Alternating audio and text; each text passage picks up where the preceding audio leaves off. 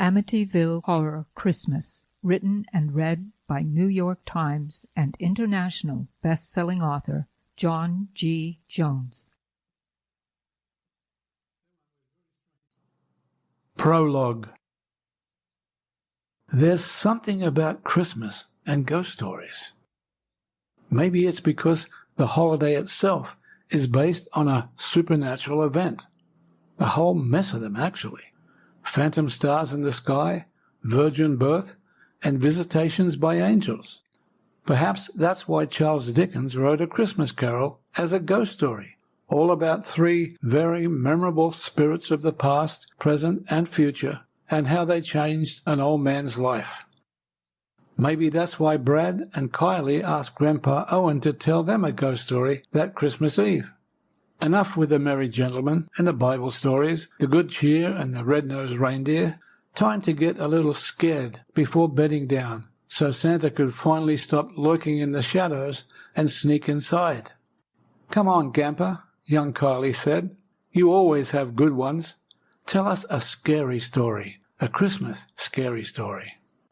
Owen was about to pull some piece of holiday fluff out of his memory, some half-remembered tale from a half-forgotten book, when his daughter-in-law Sherry pulled him up short.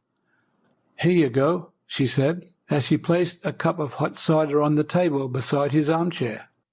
As usual, they'd set it up very nicely for him, a stack of comfortable pillows angled just right, so that the old wound in his side wouldn't bother him too much.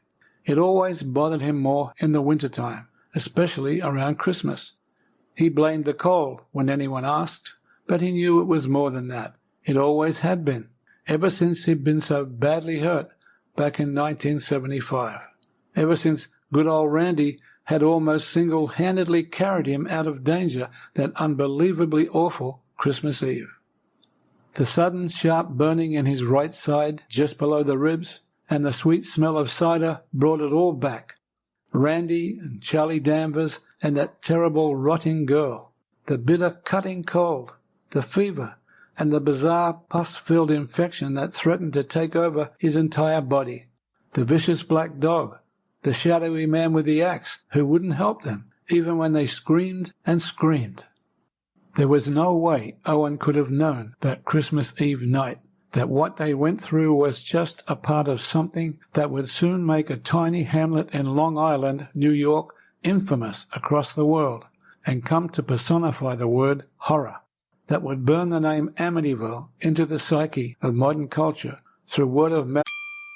Sample complete. Ready to continue?